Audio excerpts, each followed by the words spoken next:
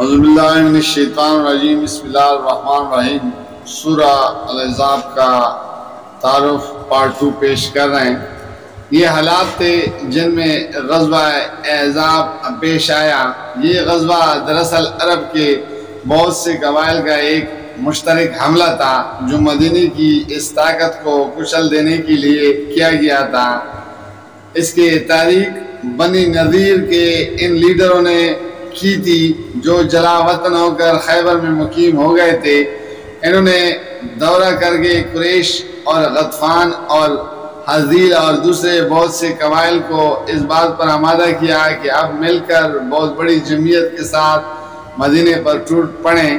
چنانچہ ان کی کوشش سے شوال 5 ہجری میں قبائل عرب کی اتنی بڑی جمعیت اس چھوٹی سی بستی پر حملہ آور ہو گئی جو اس سے پہلے عرب میں کبھی جمع نہ ہوئی تھی۔ اس میں شمال کی طرف بنی نذیر اور کنیکوح کے وہ یہودی آئے جو مدینہ سے جلا وطن ہو کر خیبر اور وادی القراح میں آباد ہوئے تھے۔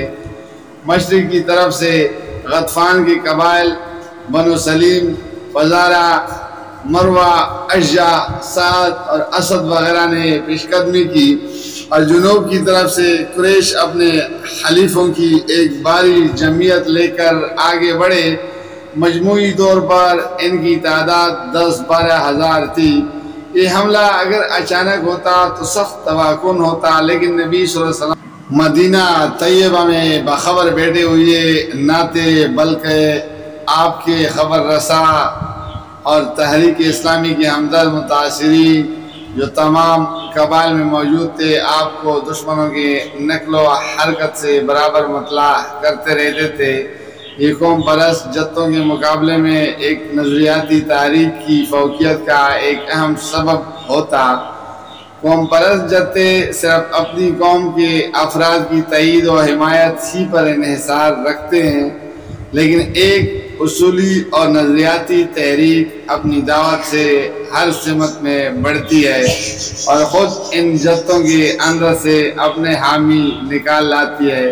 قبل اس کے کہ یہ جمع غفیر آپ کے شہر پہنچتا، آپ نے 6 دن کے اندر مدینہ کے شمال غربی رخ پر ایک خندق کھدوا لی اور کوہ صلاح کے پشت پر لے کر 3000 فوج کے ساتھ خندق کی پناہ میں مدافعت کے لیے تیار ہو گئے۔ مدینہ کے جنوب میں باغات اس کثرت سے تھے اور اب بھی ہیں کہ اس جانب سے کوئی حملہ اس پر نہ ہو سکتا تھا۔ مشرق میں حرات لادے کی چٹانیں ہیں جن پر سے کوئی اجتماعی فوج کشی آسانی سے کے ساتھ نہیں ہو سکتی۔ یہی کیفیت مغربی جنوبی گوشے کی بھی ہے، اس لیے حملہ صرف احد کے مشرقی اور مغربی گوشوں سے ہو سکتا تھا، اور اسی جانب حضور صلی اللہ علیہ وسلم نے خندق کھدوا کر شہر کو محفوظ کر لیا تھا۔ یہ چیز سرے سے کفار کی جنگی نقشے میں تھی ہی نہیں کہ انہیں مدینہ کے باہر خندق سے حساب کا پیش آئے گا، کیونکہ اہل عرب اس طریقہ دفاع سے ناآشنا تھے۔ ناچار انہیں جاڑے کے زمانے میں ایک طویل معاشرے کے لیے تیار ہونا پڑا جس کے لیے وہ گھروں سے تیار ہو کر نہیں آئے تھے۔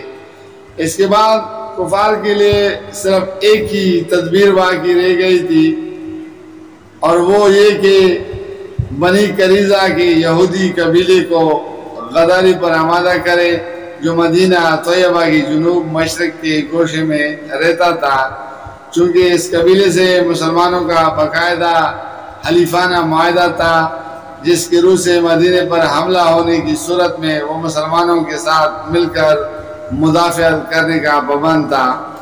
اس لیے مسلمانوں نے اس طرف سے بے فکر ہو کر اپنے بال بچے ان گڑیوں میں بھجوا دیے تھے جو بنی قریظہ کی جانب تھی، اور ادھر مدافعت کا کوئی انتظام نہ کیا تھا۔ کفار نے اسلامی دفاع کے اس کمزور پہلو کو بانپ لیا۔ ان کی طرف سے بنی نذیر کی یہودی سردار حبی بن اخطب بنی قریظہ کے پاس بھیجا گیا تاکہ انہیں معاہدہ توڑ کر جنگ میں شامل ہونے پر آمادہ کرے۔ ابتداً انہوں نے اس سے انکار کیا اور صاف صاف کہہ دیا کہ ہمارا محمد صلی اللہ علیہ وسلم سے معاہدہ ہے اور آج تک کبھی ہمیں ان سے کوئی شکایت پیدا نہیں ہوئی ہے۔ لیکن جب ابن احطب نے ان سے کہا کہ دیکھو میں اس وقت عرب کے متحدہ طاقت اس شخص پر چڑھا لایا ہوں، یہ اسے ختم کر دینے کی نادر موقع ہے، اس کو اگر تم نے کھو دیا تو پھر دوبارہ کوئی موقع مل نہ سکے گا۔ تو یہودی ذہن کے اسلام دشمنی اخلاق کے پاس سے لحاظ پر غالب آ گئی اور بنی قریظہ عہد توڑنے پر آمادہ ہو گئے۔ نبی صلی اللہ علیہ وسلم اس معاملے سے بھی باخبر نہ تھے۔ آپ صلی اللہ علیہ وسلم کو بروقت اس کی اطلاع مل گئی اور آپ نے فوراً انصار کے سرداروں سعد بن عبادہ، سعد بن معاذ، عبداللہ بن رواحہ اور خواد بن جبیر کو ان کے پاس تحقیق کے حال اور فہمائش کے لیے بھیجا۔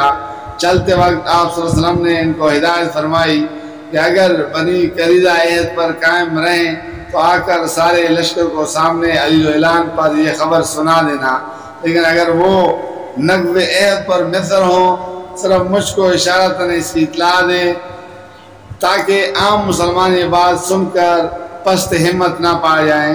یہ حضرات وہاں پہنچے تو بنی قریظہ کی پوری خباثت پر آمادہ پایا اور انہوں نے برملا ان سے کہہ دیا کہ ہمارے اور محمد صلی اللہ علیہ وسلم کے درمیان کوئی عہد پیما نہیں ہے۔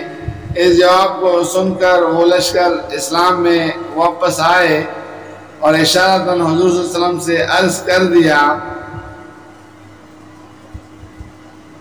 وقاران رجیح کے مقام پر مبلغین اسلام کی وفد سے جو غداری کی تھی وہی کچھ اب بنی قریظہ کر رہے ہیں۔ یہ خبر بہت جلدی مدینہ کے مسلمانوں میں پھیل گئی اور ان کے اندر اس سے سخت اضطراب پیدا ہو گیا، کیونکہ اب وہ دونوں طرف سے گھیرے میں آ گئے تھے اور ان کے شہر کا وہ حصہ خطرے میں پڑ گیا تھا جدھر دفاع کا بھی کوئی انتظام نہ تھا اور سب کے بال بچے بھی اسی جانب تھے۔ اسی پر منافقین کی سرگرمیاں اور تیز ہو گئی اور انہوں نے اہل ایمان کے حوصلے پست کرنے کے لیے طرح طرح کے نفسیاتی حملے شروع کر دیے۔ کسی نے کہا کہ ہم سے تو وعدے تو کیسر و کسرا کے ملک فتح ہو جانے کے لیے کیے جا رہے تھے اور حال یہ ہے کہ ہم رفع حاجت کے لیے بھی نہیں نکل سکتے۔ کسی نے یہ کہہ کر کہ خندق کے محاذ سے رخصت مانگی کہ اب تو ہمارے گھر ہی خطرے میں پڑ گئے ہیں، ہمیں جا کر ان کی حفاظت کرنی ہے۔ کسی نے یہاں تک خفیہ پروپیگنڈا شروع کر دیا کہ حملہ آوروں سے اپنا معاملہ درست کر لو اور محمد صلی اللہ علیہ وسلم کو ان کے حوالے کر دو۔ یہ ایسی شدید آزمائش کا وقت تھا جس میں ہر اس شخص کا پردہ فاش ہو گیا جس کے دل میں ذرا برابر بھی نفاق موجود تھا۔ صرف صادق و مخلص اہل ایمان ہی تھے جو اس کڑے وقت میں بھی فداء کاری کی عزم پر ثابت قدم رہے۔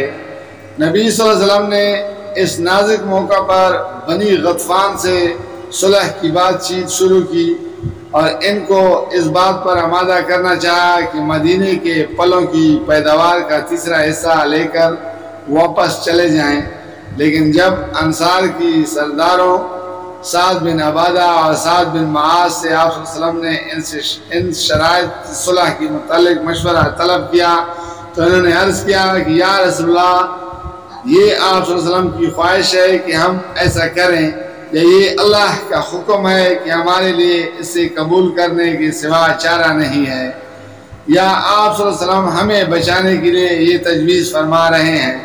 آپ صلی اللہ علیہ وسلم نے جواب دیا، میں صرف تم لوگوں کو بچانے کے لیے ایسا کر رہا ہوں کیونکہ میں دیکھ رہا ہوں کہ سارا عرب متحد ہو کر تم پر پلو پڑا ہے۔ میں چاہتا ہوں کہ ان کو ایک دوسرے سے توڑ دوں۔ اس پر دونوں سرداروں نے بلا اتفاق کہا کہ اگر آپ صلی اللہ علیہ وسلم ہماری خاطر یہ معاہدہ کر رہے ہیں تو اس سے ختم کر دیجئے۔ یہ قبیلے ہم سے اس وقت بھی ایک حبہ خراج کے طور پر کبھی نہ لے سکتے تھے جب ہم مشرک تھے، اور اب تو اللہ اور اس کے رسول پر ایمان لانے کا شرف ہمیں حاصل ہے، کیا اب یہ ہم سے خراج لے لیں گے؟ ہمارے اور ان کے درمیان اب صرف تلوار ہی ہے، یہاں تک کہ اللہ ہمارا اور ان کا فیصلہ کر دے۔ یہ کہہ کر انہوں نے معاہدے کے اس مسودے کو چاک کر دیا جس پر ابھی دستخط نہ ہوئے تھے۔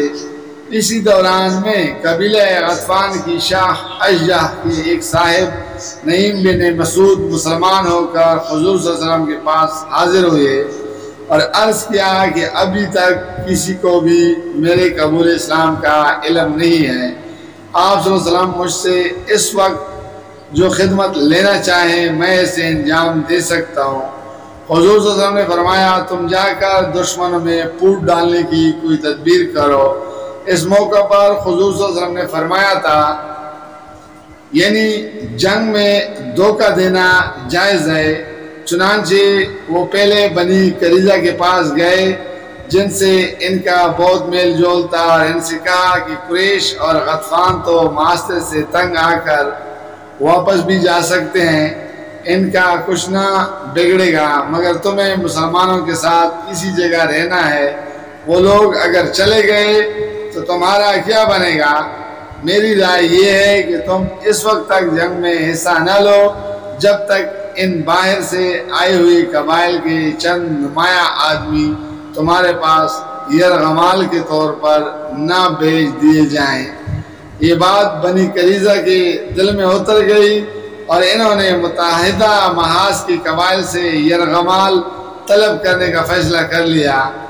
پھر یہ صاحب قریش اور غطفان کے سرداروں کے پاس گئے اور ان سے کہا کہ بنی قریظہ کچھ ڈھیلے پڑتے نظر آ رہے ہیں، بعید نہیں کہ وہ تم سے یرغمال کے طور پر کچھ آدمی مانگے اور انہیں محمد صلی اللہ علیہ وسلم کے حوالے کر کے اپنا معاملہ صاف کر لے، اس لیے ذرا ان کے ساتھ ہوشیاری سے معاملہ کرنا۔ اس سے متحدہ محاذ کے لیڈر بنی قریظہ کی طرف سے کٹک گئے اور انہوں نے قریظی سرداروں کو پیغام بھیجا کہ اس طویل محاصرے سے اب ہم تنگ آ گئے ہیں، اب ایک فیصلہ کن لڑائی ہو جانی چاہیے، کل تم ادھر سے حملہ کرو اور ہم ادھر سے یکبارگی مسلمانوں پر ٹوٹ پڑتے ہیں۔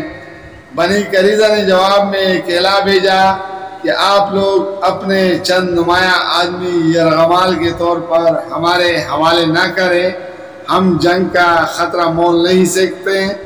اس جواب سے متحدہ محاذ کے لیڈروں کو یقین آ گیا کہ نعیم کی بات سچی تھی، انہوں نے یرغمال دینے سے انکار کر دیا اور اس سے بنی قریظہ نے سمجھ لیا کہ نعیم نے ہم کو ٹھیک مشورہ دیا تھا۔ اس طرح یہ جنگی چال بہت کامیاب ثابت ہوئی اور اس نے دشمنوں کے کیمپ میں پھوٹ ڈال دیے۔ جزاک اللہ، فی امان اللہ۔ اگلے حصے میں کل ملتے ہیں انشاءاللہ۔